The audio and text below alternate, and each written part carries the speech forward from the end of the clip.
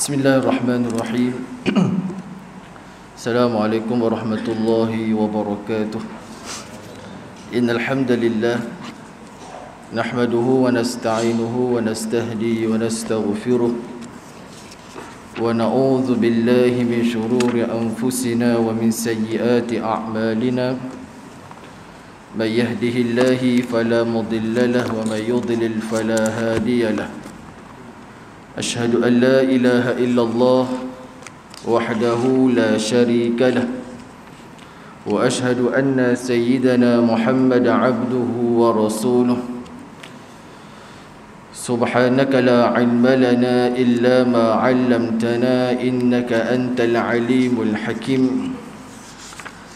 رب اشرح لي صدري ويسر لي أمري واحلل عقدة من لساني يفقهوا قولي يا معلم الحكمة علمنا يا معلم الحكمة علمنا يا معلم الحكمة علمنا وذكرنا ما نسينا وعلمنا ما جهلنا اللهم أخرجنا من ظلمات الوهم وأكرمنا بنور الفهم وافتح علينا بمعرفة العلم وسهل أخلاقنا بالحلم وجعلنا ممن يستمعون قولا فيتبعون أحسنه نوينا التعلم والتعليم ونفع والانتفاع والإفادة والاستفادة والتذكر والتذكير والحث على التمسك بكتاب الله وسنة رسوله ودعاء إلى الهدى ودلالة على الخير ابتغاء وجه الله ومرضاته وقربه وثوابه سبحانه وتعالى وصلى الله على سيدنا محمد وعلى آله وصحبه أجمعين أما بعد. Jadi insyaAllah tuan-tuan, pada malam ini kita sambung pengajian kitab Bahrul Mazi jilid yang pertama.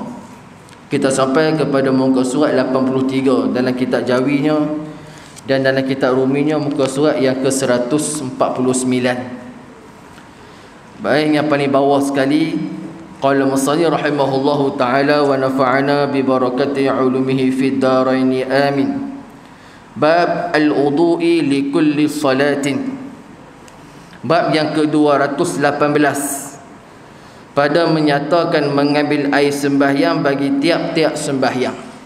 Maka bab yang kita baca ni tuan-tuan, bab al-wudu' li kulli salatin, dia ada kaitan dengan muka suratnya sebelah. Bab ma jaa annahu yusalli salawat bil wudu'il wahidin.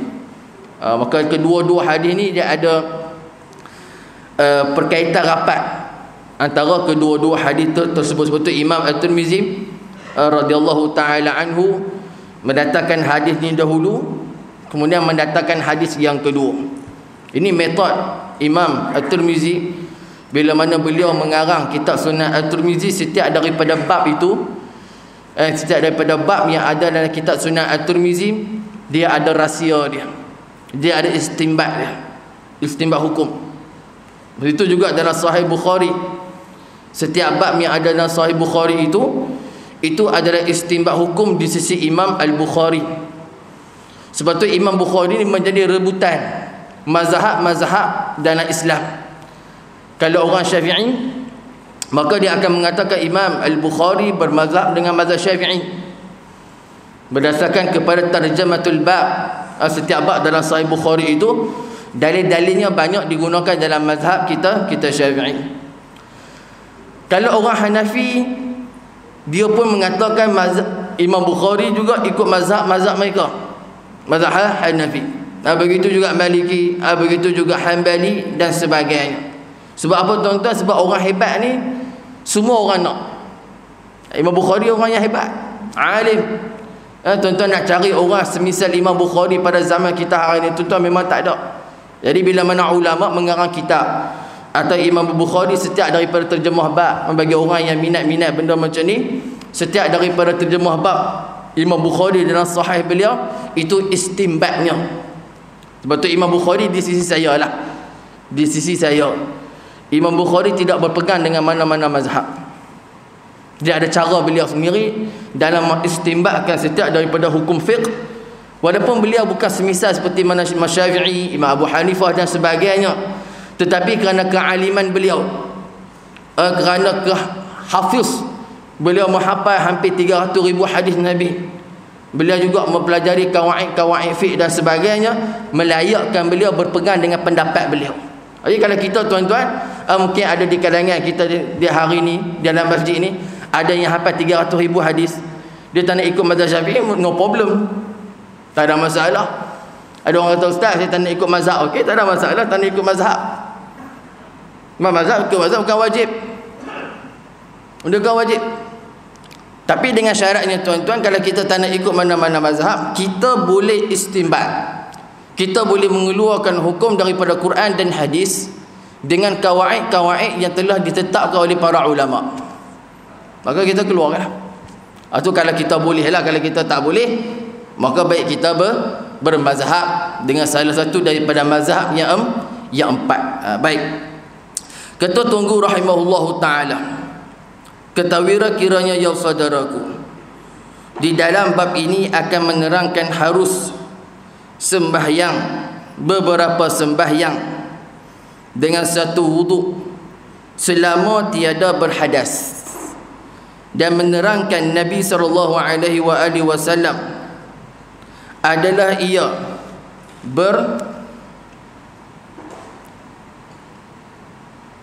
bertunang atau mengambil air sembahyang bagi tiap-tiap sembahyang. Maka dalam hadis ini tuan-tuan, Nabi SAW di atas perbuatan Nabi, setiap daripada masa waktu Nabi akan mengambil wuduk. Kan kita sebut dalam Quran, Allah Ta'ala sebut dalam Quran, iza kumtum ila salah faghsilu wujuhakum. Maka perkataan iza kumtum tu, iza kumtum, apabila kamu ingin mendirikan sembahyang, maka para ulama bincang, adakah tiap-tiap waktu kena ambil wuduk yang baru, ataupun ayat ini khusus kepada mereka yang mana berhadas, yang mana mereka berhadas. Maka di sinilah penyelesaian dibuat oleh para ulama berdasarkan kepada riwayat-riwayat hadis. Kalau kita tengok pada ni tuan-tuan, bab yang pertama yang kita baca ni, bab ni Nabi tiap-tiap waktu ambil wuduk, seolah-olah menunjukkan kepada setiap kali nak sembahyang, wa imma dalam keadaan berhadas atau tidak berhadas, kena ambil wuduk. Itu yang antara ni. Sebab tu Imam Tirmizi dia tak berhenti sini saja, dia akan bawa satu lagi bab yang selepas ni, menunjukkan Nabi SAW ada sembahyang 5 waktu dengan satu wuduk yang sama. Boleh tuan-tuan buat 5 waktu dengan satu wuduk yang sama. Dan Rasulullah SAW pernah buat sedemikian, satu wuduk dengan 5 waktu, Zuhur, Asar, Maghrib, Isyak, Subuh, dengan hanya satu wuduk. Itu ada dibuat oleh Rasulullah SAW. Mana dalilnya tuan-tuan yang Nabi mengambil wuduk tiap-tiap waktu? Ana Anasin anna Nabiy sallallahu alaihi wasallam kana yatawadda li kulli salatin tahiran wa ghairu tahir. Diriwayatkan daripada Sayyidina Anas radhiyallahu taala anhu bahwasanya Nabi sallallahu alaihi wasallam adalah ia mengambil wuduk bagi tiap-tiap sembahyang fardu pada ghalibnya. Ghalib ni apa tuan-tuan? Ghalib ni mana? Kebiasaan. Suci dan tiada suci, yakni tiada berhadas atau berhadas. Ia, maka demikianlah pada ghalibnya, yakni pada kebiasaannya, mengambil air sembahyang ia tiap-tiap sembahyang fardu. Kata Sayyidina Anas radhiyallahu taala anhu, kana yatawadda li kulli salatin tahiran wa ghairu tahir. Nabi SAW, antara perbuatan Nabi SAW yang ghalib ni kebiasaan, dia panggil aghlabiyah. Benda aghlab ni tuan-tuan, benda kebiasaan yang dibuat oleh Nabi SAW. Kalau kita baca dalam Sahih Muslim, kita akan jumpa hadis tuan-tuan berkenaan Nabi sembahyang jamak tanpa biduni matarin wala safarin wala maradin. Nabi pernah sembahyang jamak di Madinah tuan-tuan, tanpa sebab. Kita jamak ni ada sebab musafir, jamak. Dia qasar lain. Qasar ni tuan hanya untuk musafir sahaja. Jamak dia banyak. Ada jamak ketika mana sakit, kita sakit, kita nak sembahyang jamak, boleh tak? Boleh. Tapi dengan syarat kena buat tamam, tak boleh buat qasar. Jamak ketika mana hujan, matar, hujan yang lebat. Kalau kita balik waktu zuhur ni tuan-tuan, nak main waktu asar tu payah. Mungkin jalan kita jalan di jalan banjir ke, ataupun jalan dipenuhi dengan air, dengan lopak air dan sebagainya, jadi payah kita nak patah balik main masjid waktu asar. Maka waktu zuhur tu, lepas sembahyang zuhur, kemudian bangun, iqamah, sembahyang asar. 4 rakaat sembahyang jamak dia panggil. Jamak ketika mana hujan. Ataupun kalau mereka yang duduk di tempat yang ada salji. Misalnya kami belajar dulu di Jordan ni, memang tempat turun salji. Dapatlah tuan-tuan merasa sembahyang jamak. Tu zuhur tu kita pergi masjid, dia syarat mazhab Syafi'i, nak sembahyang jamak hujan ke jamak waktu salji ni, syarat ni mesti di masjid. Syarat mesti di masjid. Dan syarat mesti berjemaah, tak boleh buat kat rumah. Tak boleh buat kat rumah. Tu orang perempuan tak boleh buat. Muslimat tak boleh buat sembahyang jamak hujan. Sebab apa? Sebab tak atas masjid. Yang hanya boleh sembahyang jamak ketika hujan ni ataupun salji dan sebagainya di masjid sahaja. Luar daripada masjid tak dibenarkan dalam mazhab kita Syafi'i. Tu dah sembahyang 4 rakaat. Balik ya. Asal tak payah masjid. Tapi masjid kena azan. Masjid kena azan sebab dia fardu kifayah. Dia kena azan macam biasa. Kemudian maghrib datang, habis sembahyang maghrib, bangun sembahyang isyak. Isyak tak payah main dah. Sebab tu lah tuan-tuan, di sana kita boleh praktik satu wuduk dengan 5 waktu. Kita boleh praktik. Subuh tak boleh lah jamak dengan zuhur. Subuh dia sajalah. Tapi nak kata ada, kalau kita duduk di negara-negara yang mana mungkin salji turun dengan lebat, kita payah lagi masjid dan sebagainya, maka kita boleh sembahyang jamak. Tu kalau orang tanya, Ustaz, kita di Malaysia macam mana, boleh kat sembahyang jamak hujan lebat? Tak boleh. Sebab tak boleh tuan-tuan? Sebab masyaqqah telah hilang. Dia kata dalam mazhab kita Syafi'i, kenapa kita sembahyang jamak hujan dan sebagainya? Sebab masyaqqah, kepayahan. Payah nak main masjid. Zaman dulu tuan-tuan bukan macam zaman sekarang. Zaman sekarang jalan dah cantik. Kita pun semua ada kereta, ada payung dan sebagainya. Maka nak datang masjid ni mudah. Rumah tuan-tuan pula semua tepi-tepi masjid. Rumah-rumah tuan-tuan ni semua tepi masjid ya. Maka memudahkan tuan-tuan untuk datang. Jadi jamak ketika mana hujan ni, ulama mutaakhirin Syafi'iyah mengatakan bahawa tak boleh. Sebab mudah. Tapi Nabi pernah buat di Madinah. Nabi sembahyang apa dah? Zuhur jamak dengan asar, maghrib dengan isyak tanpa sebab. Saja sembahyang jamak macam tu. Maka di situlah istinbat para ulama boleh apa? Boleh sembahyang jamak dengan syarat apa dia? Dengan syarat kita, kalau kita ni ada masyaqqah, kepayahan. Macam doktor, mungkin sini ada doktor kan, dia perlu dia terlibat dalam pembedahan, ambil masa sampai berbelah-belah jam. Nak semayang tuan-tuan kena tinggal pesakit. Dah pesakit tak boleh tinggal, kalau tinggal dia meninggal dunia. Maka semayang jamak. Cuma dalam mazhab Syafi'i, kalau nak buat jamak seperti itu, tidak ada jamak takhir, semua jamak takdim. Zuhur, asar, maghrib, isyak. Dia tak boleh asar baru masuk waktu zuhur. Jadi ada orang tanya, betul Ustaz, kami ni kalau operation ni sampai waktu asar, tak sempat nak semayang zuhur, boleh tak kami jamak takhir? Boleh, dengan syarat ikut mazhab Maliki. Mazhab Maliki membenarkan jamak takhir ketika mana hujan, salji dan sebagainya, boleh jamak. Tapi dengan syarat apa tuan-tuan? Dengan syarat nanti kalau wuduk kena basuh semua kepala. Itu syarat dia. Sebab mazhab Maliki basuh wuduk kepala ni tuan-tuan mesti dengan satu kepala, sapu. Sebab apa saya kata sedemikian? Sebab wuduk dengan solat dia sekali. So kalau kita ikut mazhab Maliki pada wuduk, semayang kena Maliki. Kalau wuduk ikut mazhab Syafi'i, semayang kena ikut mazhab Syafi'i. Sebab apa? Sebab wuduk dengan solat dia benda sekali, benda yang sama.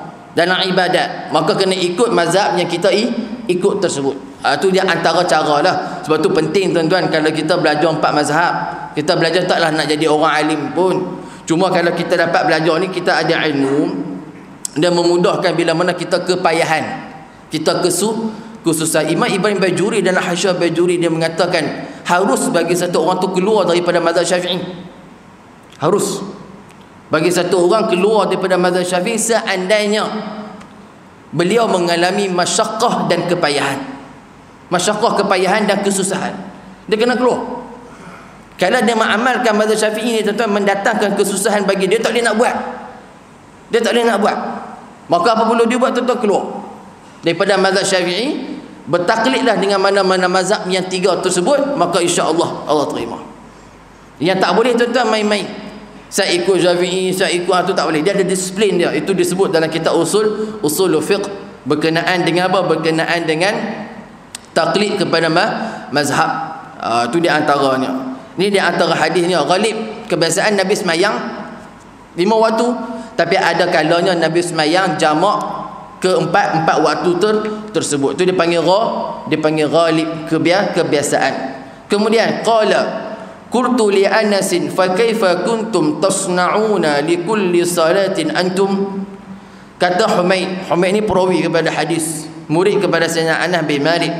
Kata aku bagi Anas, maka bagaimanakah ada sekalian kamu memperbuat bagi tiap-tiap sembahyang engkau sekaliannya? Tidakkah engkau sekalian memperbuat semacam perbuatan Nabi sallallahu alaihi wasallam? Qala kunna natawaddau wudu'an wahidan. Katanya adalah kami mengambil air sembahyang dengan air sembahyang yang satu kali bagi beberapa sembahyang selama tiada kami berhadas. Maka tuan-tuan, di sini kata ulama, ditanya kepada Sayyidina Anas bin Malik. Siapa tanya Anas ni? Anak murid dia, nama Humaid. Dia tu, wahai syekh, wahai sahabat Rasulullah, Nabi tiap-tiap waktu ambil wuduk ketika mana sembahyang. Jadi hampa buat macam mana? Sahabat tengok Nabi kan, sahabat tengok Rasulullah, sebiji-sebiji Nabi buat. Kemudian Humaid ni dia tabi'in, dia murid kepada Sayyidina Anas bin Malik. Dia tanya, wahai Anas, wahai syekh, macam mana hampa buat? Macam mana sahabat buat? Apa kata Anas? Kunna natawadda wudu'an wahidan. Kami ni ambil wuduk sekali ya. Selagi mana kami tak berhadas, kami akan guna wuduk tersebut. Persoalannya tuan-tuan, yang Nabi SAW ambil wuduk tiap-tiap waktu ni pasal apa? Inilah tuan-tuan istinbat daripada ulama, mengatakan hadis ni lah tuan-tuan, hadis berkenaan dengan apa? Tajdidul wuduk. Dia panggil memperbaharui wuduk. Apa hukum ambil wuduk tuan-tuan? Hukum ambil wuduk ni dia ada 4. Hukum ambil wuduk. Yang pertama wajib. Kenapa jadi wajib? Sebab bila wuduk jadi wajib, bila mana kita nak sembahyang, kita nak berhadas, kita nak sembahyang, wajib ambil wuduk. Kita nak tawaf di Mekah, wajib tak ambil wuduk? Wajib ambil wuduk. Kita nak pegang mushaf Quran. Mushaf Quran ni tuan-tuan muktamad dalam mazhab Syafi'i, kalau memegangnya mesti dengan wuduk. Tu Quran sebut la yamassuhu illa al-mutahharun. Tidak boleh menyentuhnya Al-Quran itu melainkan dengan orang yang bersuci. Kita tidak menafikan, ada di kalangan para ulama-ulama tafsir menafsirkan la yamassuhu illa al-mutahharun. Mutahharun tu dengan mana akidah. Bukan bersuci badan, tidak. Dengan mana akidah. Tidak boleh menyentuh Al-Quran melainkan mereka yang suci akidah mereka. Akidah maksudnya apa tuan-tuan? Hanya orang Islam sahaja yang boleh menyentuh Al-Quran. Tapi para ulama sepakat, jumhur ulama mengatakan illa al-mutahharun tu dengan makna apa? Dengan makna mesti berwuduk. Tuan-tuan bawa Quran letak dalam beg, sama juga. Imam An-Nawawi dalam kitab At-Tibyan fi Adab, At-Tibyan ni kita adab berkenaan dengan Al-Quran. Imam Nawawi radhiyallahu taala fatwa beliau jelas. Siapa yang menjinjing Al-Quran kan, letak satu benda dalam beg ke apa kan, Quran letak dalam beg, dia jinjing beg tu dalam keadaan dia tak berwuduk, hukumnya haram. Tak boleh. Melainkan kecuali dalam beg ni tuan-tuan, kita letak handphone kita letak, kalau orang perempuan dengan purse dia orang tu, alat make up ke, letak sekali dengan Al-Quran. Kita dalam keadaan tak ada wuduk, jadi kita bawa boleh tak? Boleh, dengan syarat apa? Dengan syarat bukan niat membawa Al-Quran. Dan dengan syarat apa? Dia mesti ada barang lain daripada Al-Quran dalam beg tersebut. Itu cara dia. Kalau kita bawa kan, kalau handphone tak apa. Handphone kita download aplikasi Quran. Tak kira lah yang mana-mana Saudi punya ke, Malaysia punya ke, kita tak ada wuduk pegang handphone, tak ada masalah. Sebab apa? Yang menjadi perbahasan para ulama adalah mushaf ataupun helaian-helaian keratan-keratan Al-Quran. Itu tak boleh kita bawa, termasuk orang haid. Orang haid pun tak boleh. Itu beza. Sebab tu Imam Nawawi dalam kitab At-Tibyan fil Adab Hamalatil Quran mengatakan, fatwa beliau dalam mazhab kita Syafi'i muktamad, tak boleh bawa Quran melainkan mesti dalam keadaan berwuduk. Mesti dalam keadaan berwuduk. Ini Al-Quran tu bawa macam tu berdosa. Tu panggil dalam kitab fatwa Imam An-Nawawi dalam kitab beliau Al-Adab At-Tibyan fil Adab Hamalatil Quran. Jadi tak boleh kita pegang Al-Quran macam tu. Tu adabnya tuan-tuan, dengan mesti berwuduk. Tawaf, semayang dan sebagainya, benda yang mesti bersuci, maka wajib kita ambil wuduk. Yang keduanya sunat ambil wuduk. Apa sunat ambil wuduk ni tuan-tuan? Mereka yang sudah ada wuduk, dan mereka sudah menggunakan wuduknya untuk sembahyang. Contoh kan maghrib ni kan, tuan-tuan tunggu habis kuliah ni masuk isyak, tuan-tuan kata tak apa, pergi ambil wuduk sah, dengan niat tajdidul wuduk, dengan niat memperbaharui wuduk, maka hukumnya adalah sunat.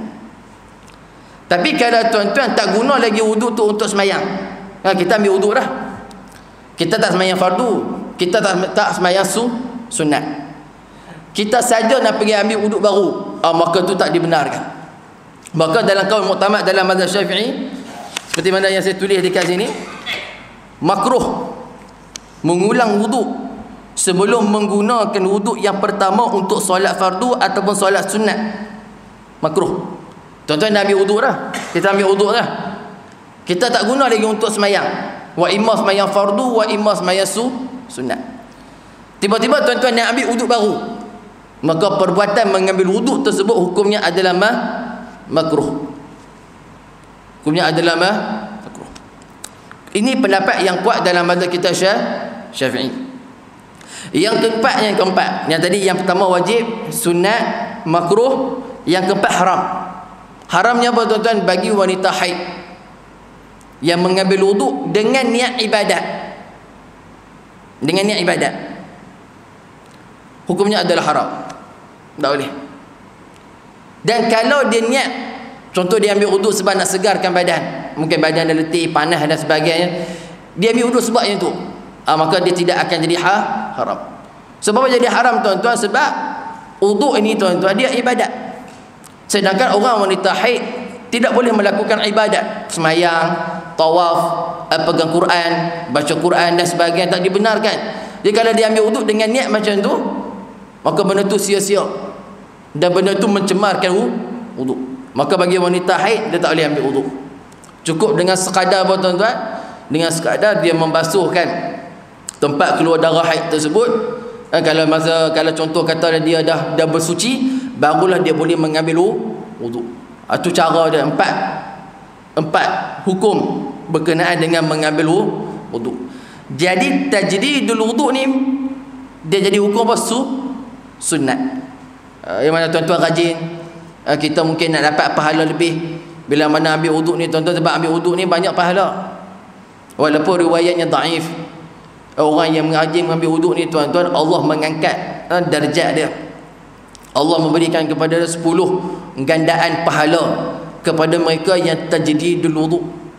Tapi tuan-tuan kena ingat, kalau kita tajdidul wuduk, kita kena niat, bukan niat nawaitu raf'al hadas. Contoh kalau tuan-tuan maghrib lagi nak masuk isyak, tuan-tuan keluar pergi dekat kolah tu kat paip, tuan-tuan dah ada wuduk tak batal pun, tapi saja nak ambil wuduk baru. So tuan-tuan bukan niat nawaitu raf'al hadas, niat apa dah? Nawaitu tajdidal wuduk. Kalau tuan-tuan niat nawaitu raf'al hadas, dia tak jadi apa. Sebab apa tak jadi apa tuan-tuan? Sebab tuan-tuan bukan berhadas, tuan-tuan bersuci. Kita dalam keadaan suci. Maksudnya apa tuan-tuan? Maksud kita dalam keadaan suci. Wa imma daripada hadas kecil, wa imma daripada hadas besar. Kita bukan orang berhadas, tapi kerana kita nak ambil fadilat, ambil wuduk. Wuduk ni ada fadilat. Nah, kita dah sebut dah riwayat hadis yang lalu berkenaan dengan fadilat ambil wuduk. Kita nak fadilat tu. Tu kita pergi kepada apa paip tu, apa nama ni, kolah dan sebagainya. Kita nak niat apa? Niat nawaitu tajdidal wuduk. Aku berniat memperbaharui wuduk aku kerana Allah Taala. So tapi kalau tuan-tuan niat mengambil nawaitu raf'al hadas, aku berniat mengambil wuduk untuk mengangkat hadas, maka tak jadi apa lah tuan-tuan wuduk tuan-tuan. Tak jadi tak jadi apa. Malah tak dapat apa. Sebab apa? Sebab tuan-tuan bukan berhadas. Itu niat. Niat kalau kita nak buat tajdid al-wuduk. Bagus tuan-tuan. Tajdid wuduk ni bagus. Sebab apa? Sebab orang yang sentiasa berwuduk ni dihampiri oleh para malaikat. Betul, orang yang bersuci ni tuan-tuan, wa imma hadas kecil, wa imma hadas besar, malaikat sentiasa berdamping dengannya. Sebab tu Nabi SAW bila mana melakukan hubungan dengan isterinya, aghlabnya tuan-tuan, kebiasaannya Nabi akan mandi janabah. Habis sahaja Nabi akan mandi janabah. Cuma ada sekali Nabi SAW tidur dalam keadaan tidak mandi junub, tetapi Nabi mengambil wuduk. Jadi di situ istinbat para ulama, adakah mandi junub mesti didahulukan ataupun dipercepatkan ala tarahi? Tak. Ala for. Maknanya adakah dicepatkan? Tak. Dalam mazhab Syafi'i, mandi junub tak perlu dipercepatkan. Contoh kalau subuh esok dia nak bangun, dia nak mandi pun tidak ada masa. Tapi apa tuan-tuan? Tapi satu malaikat takkan duduk dengan kita. Tu ya. Malaikat dia tidak akan duduk pada orang yang berjunub.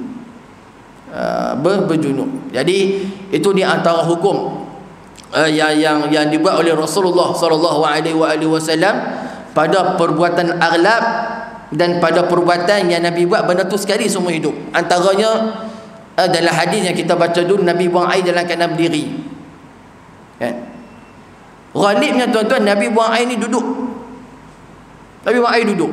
Tapi sekali saja Nabi pernah buat macam tu. Itu tunjukkan apa tuan-tuan? Nak menunjukkan perbuatan buang air dalam keadaan berdiri ini dibenarkan. Maksud bahasanya kencing dalam keadaan berdiri dibenarkan dengan apa dah? Dengan sebab-sebab tertentu. Kalau tak tuan-tuan, tak ada dalil yang menunjukkan Nabi pernah buang air dalam keadaan berdiri. Kita ni tuan-tuan pakai tak boleh buang air dalam keadaan berdiri walaupun dalam keadaan sakit sekalipun. Tapi Nabi pernah buat sekali. Maka daripada perbuatan Nabi pernah buat sekali, perbuatan tersebut menunjukkan keharusan.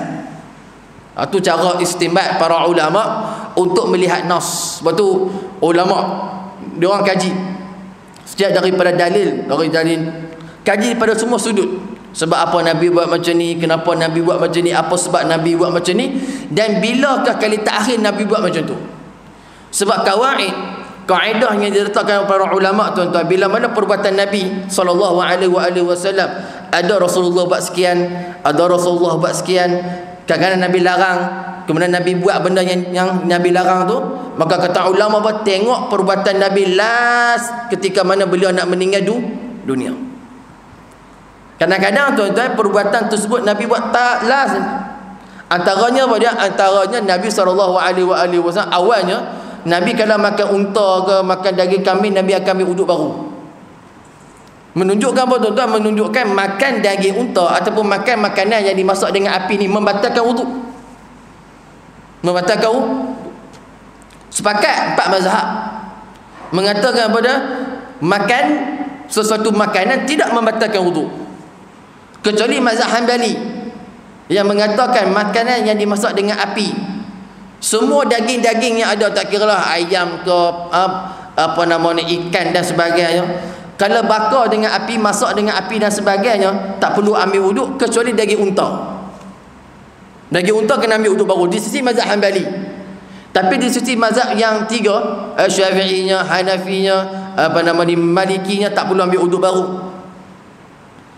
Tapi Nabi akhir last hidup Rasulullah sallallahu alaihi wasallam, Nabi buat apa? Nabi pernah dijemput makan kenduri, Nabi makan kambing. Kemudian habis Nabi makan, Nabi ambil wuduk sembahyang Zuhur. Habis sembahyang Zuhur, Nabi dihidangkan kembali makanan. Nabi makan kali yang kedua, masuk waktu Asar, Nabi ambil wuduk yang baru. Maka kata ulama apa dia? Perbuatan yang Nabi yang terakhir inilah yang dijadikan sandaran hukum. Makanan, makanlah apa saja makanan yang disentuh dengan api, tidak membatalkan wuduk. Itu cara ulama, dia akan lihat last Nabi wafat tu lebih kurang tahun yang ke-10 ataupun 11 Hijrah ataupun 9. Last Nabi tu, apakah perbuatan Rasulullah? Kalau itu perbuatan Nabi, maka itu yang digunakan oleh para ulama untuk istinbat hukum. Itulah tuan-tuan caranya lah. Jadi kita ni tuan-tuan, saya boleh cerita lah kat tuan-tuan lah. Tapi nak dapat skill tu tuan-tuan, belajar 10 tahun pun belum tentu dapat lagi. Dia nak kata payahnya lah. Tapi mudah-mudahan tuan-tuan, sebagai pencerahan bagi tuan-tuan, saya cerita ni pada tuan-tuan bukan pada tuan-tuan lepas ni suruh buat tuan-tuan istinbat hukum, bukan. Tapi cerita pada tuan-tuan supaya apa? Supaya kita tahu bukan mudah tuan-tuan untuk menentukan hukum. Ni baru bab wuduk, baru bab ibadat. Tak kira bab munakahatnya, bab jenayatnya, kemudian bab muamalatnya, banyak lagi. Tapi sebab itulah kita ni tuan-tuan, baca-baca ni sebagai pengetahuan bagi diri kita. Baik. Masalah 219, membaharukan wuduk dan hukumnya dan syaratnya. Bermula membaharukan wuduk, yakni mengambil air sembahyang bagi tiap-tiap sembahyang padahalnya tiada berhadas. Maka kata Imam Abu Isa At-Tirmizi, sungguhnya setengah daripada ahlul ilmi, daripada salaf, memikirkan ia akan dia sunnat jua, yakni tiadalah wajib yang demikian itu. Dan sungguhnya diriwayatkan orang pada satu hadis daripada Ibnu Umar, daripada Nabi SAW, man tawadda'a ala tuhrin kataballahu lahu bihi 10 hasanatin. Barang siapa mengambil air sembahyang ia atas ketiadaan berhadas, menulis Allah baginya dengan sebabnya 10 kebajikan. Ini tuan-tuan, lebih. Nabi kata apa dia? Man tawadda'a ala tuhrin, barang siapa yang berwuduk dalam keadaan dia bersuci, dia tak berhadas, tapi dia ambil wuduk baru, kataballahu lahu bihi 10 hasanat, maka diberikan kepada dia pada 10 hasanat. Hasanat ni dengan mana apa tuan-tuan? Pahala. Dulu tuan-tuan, Tok Khatib kita, kalau tuan-tuan ingat lah, imam-imam kita ingat kot, kalau kita baca khutbah Jumaat setahun lepas lah, dia kata man salatul jamaah, barang siapa yang solat jamaah, dia mendapat 25 darjat, bi 27, dan riwayat yang lain 27, ataupun bi 25 darajat. Apa beza tuan-tuan darajat dengan hasanat? Ada orang tanya, masa saya khutbah Jumaat tu, habis tu ada satu orang haji tu, dia rajin jugalah duk main kuliah ni. Dia kata, ustaz, apa beza ustaz sebut darajat dalam hadis tersebut? Kalau kita baca hadis yang lain, dia tulis hasanat. Tu memang orang perhati sungguh. Beza tuan-tuan, jangan kata sama lah ustaz darjat. Tak sama. Tak sama. Macam firman Allah Taala tuan-tuan, fa bi ayyi ala'i rabbikum tukadziban, kan? Terjemahan dia sama. Maka nikmat apakah kalian nak dustakan lagi, kan? Lebih kurang macam itulah. Fa bi ayyi ala'i rabbikum tukadziban. Allah Taala ulang banyak kali. Adakah setiap daripada pengulangan ayat fa bi ayyi ala'i rabbikum tukadziban dengan makna yang sama di sisi Allah dan juga di sisi para mufassirin? Tak sama, lain. Setiap daripada Allah ulang tu, fa bi ayyi ala'i rabbikuma tukadziban. Kemudian baca lagi ayat, kemudian fa bi ayyi ala'i rabbikuma tukadziban. Setiap daripada fa bi ayyi ala'i rabbikuma tukadziban ni tuan-tuan, di sisi para ulama, ya Allah kurniakan kepada mereka ilmu tafsir Al-Quran, di sisi mereka semua tu tak sama, lain. Bila mana Allah ulang ayat tuan-tuan dalam Quran, bukan menunjukkan makna sama, tak, tafsirannya lain. Begitu juga Nabi sebut darajat dengan hasanat. Darjat ni tuan-tuan kedudukan, kedudukan. Hasanat pahala. Betul, kita tak terjemah orang yang semayang semayang berjemaah dapat 27 pahala. Kata guru saya, itu bukan terjemahan yang baik. Kekalkan 27 darjat. So, bila orang tanya darjat ni apa? Darjat ni makanah, kedudukan. Yang Nabi sebut dalam satu hadis, antara satu darjat dengan satu darjat ni tuan-tuan, kedudukannya seperti mana seperti mana jaraknya 500 tahun perjalanan. Mana bagi orang-orang yang mana dapat 27 darjat, 25 darjat dan sebagainya tuan-tuan, Allah luaskan syurga miliknya tuan-tuan seluas-luas macam tu. Seluas-luas. Sebab syurga ni tuan-tuan dia luas, sifat dia luas. Tu orang yang semayang berjemaah, orang yang semayang ni tuan-tuan, dia dapat 27 darjat, mana kedudukannya tu di dalam syurga diluahkan oleh Allah, diluah. Pahala dipanggil hasanat dalam bahasa hadis. Lepas tu dikatakan sini pada kata Nabi sallallahu alaihi wasallam, man tawadda ala tuhrin kataballahu lahu bi 10 hasanat. Diberikan 10 ganjaran pahala. Tapi kalau orang semayang berjemaah dapat 27 darjat kedudukan, makanah dia di sisi Allah Ta'ala, dan segala apa yang Allah Ta'ala berikan dia ke dalam syurga Allah. Itu bahasa. Sebab tu kalau kita terjemah daripada hadis Nabi, mesti kita faham apa murad yang Nabi SAW nak khabarkan kepada, bukan 27 pahala. Ada satu lagi tuan-tuan, ada orang sebut semayang berjemaah ni ibadat dia macam kita dapat RM27. RM27 tuan-tuan, zaman kita boleh beli apa? Boleh beli apa RM27? Tapi guru saya kata, awak Tuhan ni kedekut sangat ke? RM27 je bagi. Bukan yang tu. Bukan yang tu tuan-tuan, bukan yang tu. Darjat, kedudukan, makanah di sisi Allah Ta'ala luah, besar. Yang Allah Ta'ala akan berikan kepada hamba-hambanya yang mana mereka datang sembahyang berjamaah. Itu bahasanya. Jadi sini orang yang mengambil wuduk dalam keadaan bersuci, Allah bagi kepada dia pada 10 kebajikan, mana 10 pahala. Jadi kalau tuan-tuan mana rajin nak buat sedemikian, ya silakan. Kalau tuan-tuan rasa nak dapat fadilat tersebut. Baik. Kata Imam Nawawi radhiyallahu taala anhu, telah berkata ashab kita mana mazhab Syafi'i, dan disunatkan membaharukan wuduk padahalnya ia di dalam taharah. Sepakat dalam mazhab kita Syafi'i. Tiada berhadas. Maksud taharah tu maksud tiada berhadas. Kemudian bersuci ia akan kali yang kedua daripada ketiadaan berhadas juga. Dia ambil wuduk, kemudian bila mana ambil wuduk, lepas dia semayang ke, dia semayang sunat ke, dia ambil wuduk yang baru dengan niat tajdidul wuduk, maka hukumnya adalah sunat. Tapi kita kena ingat satu tuan-tuan, walaupun kita tajdidul wuduk dengan 10 kali wuduk sekalipun, kalau batal semua, ingat, kita ingat, oh kan saya ada 10, saya kentut jadi tinggal 9, tu tak acik ya tuan-tuan. Dia batal semua. Dia batal semua. Tu kena ni, sebab ada orang tanya, kalau ambil wuduk banyak macam mana? Ambil wuduk banyak, ambil wuduk ni apa? Dia ambil wuduk lebih kurang dekat 5 kali 10 kali. Dia ada penyakit kentut. Dia kata saya kentut sekali tinggal 9. Batal kali kedua tinggal 8. Hampir 100 kali.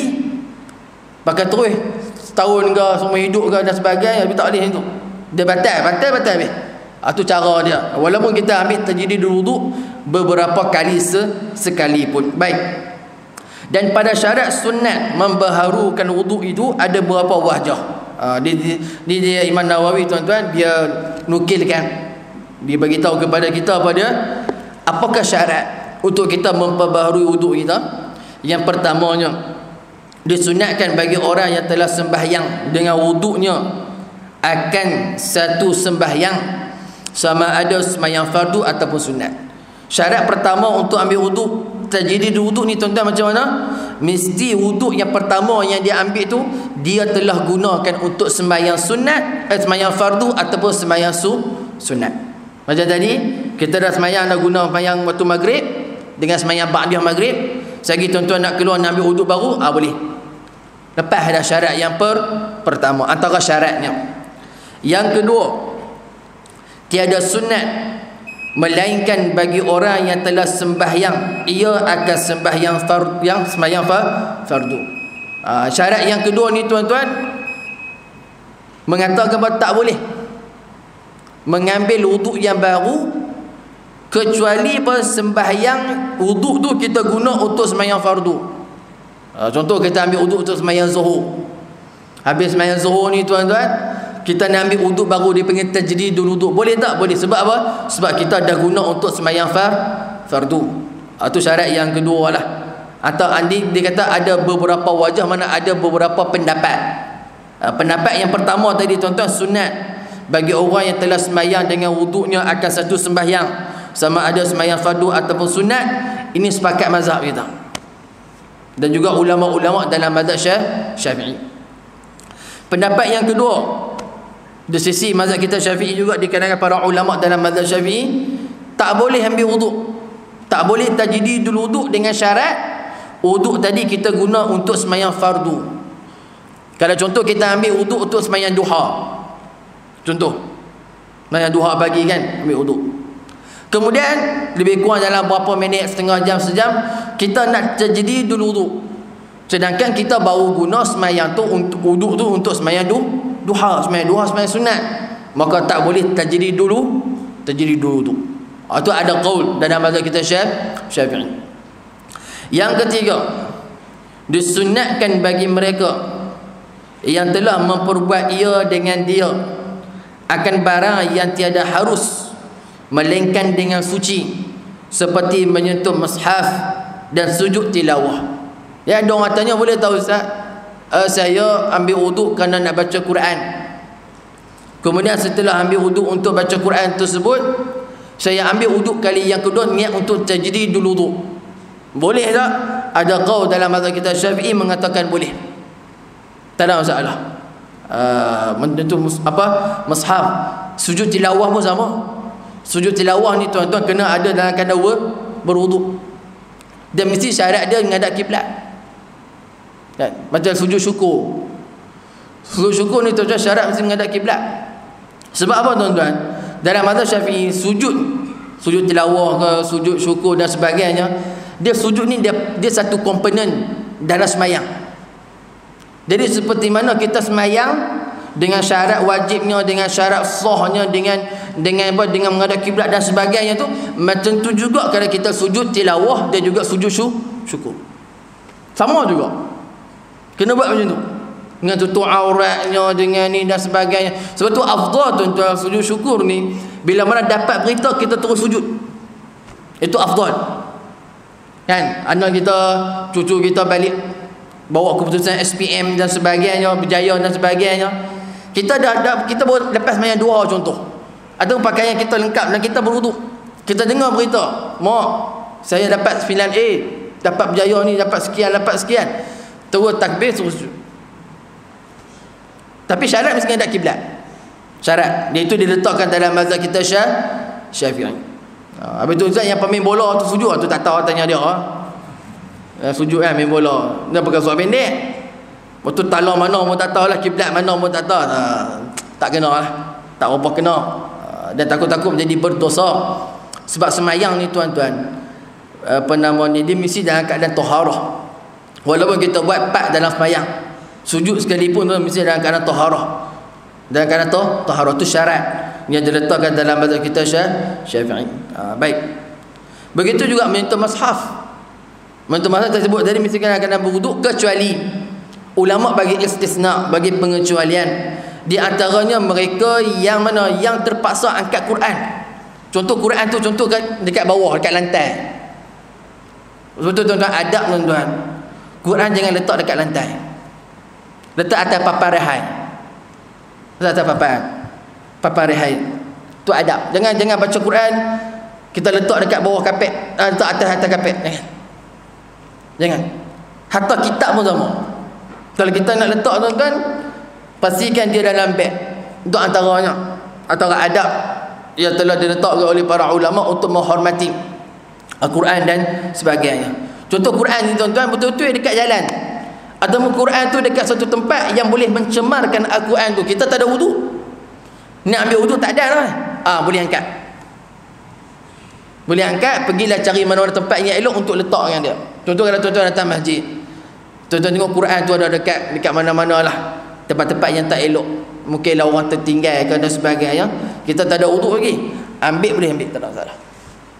Yang keduanya tu tak boleh pegang Quran dalam keadaan tidak ada air, tidak ada tayamum, tak ada debu, tak apa, tak ada masalah. Itu di antara istisna, pengecualian yang dibuat oleh para ulama. Kalau kita dalam Quran ni tuan-tuan, mesti paling tidaknya tuan-tuan kita bacanya melalui hafalan ataupun melalui tilawah melalui mushaf. Yang kelima, keempat, yang terakhirnya, disunatkan dan jika tiada sembahyang sesuatunya pada asalnya sekalipun, dengan syarat bahawa adalah mencelah-celahi antara wuduk yang baharu dan wuduk yang pertama itu oleh masa yang jatuh seumpamanya penceraian. Ini qaul dalam mazhab kita Syafi'i, kan kita sebutkan tadi, makruh kalau kita tajdidul wuduk dalam kerana wuduk tu tak digunakan lagi untuk semayang, wa imma semayang fardu wa imma semayang sunat.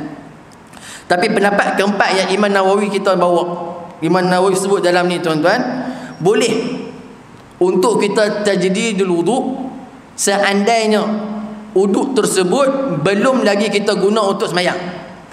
Dengan syarat apa? Mesti ada penceraian, lebih kurang 15 minit, setengah jam macam itulah.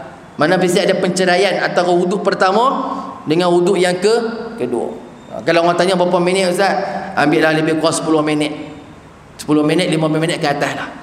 Itu kalau kita dah ambil wuduk, kalau kita nak ambil wuduk kali yang kedua, antara wuduk pertama dengan wuduk kedua tu lebih kurang 15 minit ataupun 10 minit, kira boleh lah. Itu antara qaul dalam mazhab kita Syafi'i lah. Walaupun qaul yang mutamad kata tidak boleh, hukumnya makruh. Dan tiada disunatkan membaharu pada mandi hadas atas mazhab yang sahih lagi masyhur. Ustaz, mandi hadas boleh tak buat perbaharuan? Tak ada, tak payah. Mandi hadas tak ada. Wuduk saja ada. Larang nak mandi tuan-tuan, musim-musim sejuk ni. Jadi hadas, mandi hadas tidak ada nama tajdid al-ghusl, tak ada. Tidak ada memperbaharui mandi. Yang ada hanya memperbaharui wuduk berdasarkan perbuatan yang dibuat oleh baginda Rasulullah sallallahu alaihi wasallam. Insya-Allah tuan-tuan, nanti kita akan sambung. Ini dia punya partner dia. Hadis yang kita baca tadi, dia ada kaitan dengan bab yang kita nak baca ni.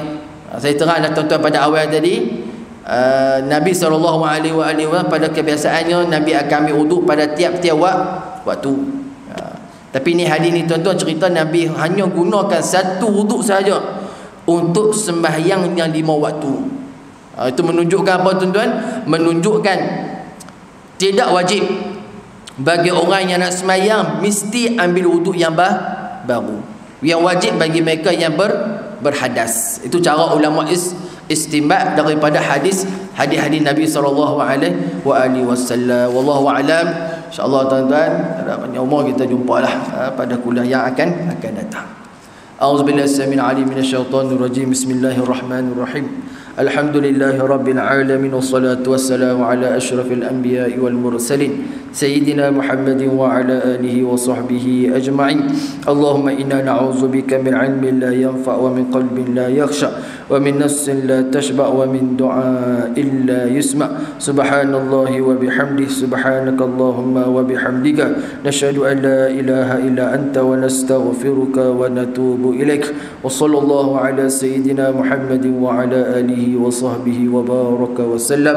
Walhamdulillahi rabbil alamin. Aqulu qawli hadza wa astaghfirullah li wa lakum. Wabillahi taufiq wa hidayah. Assalamualaikum warahmatullahi wabarakatuh.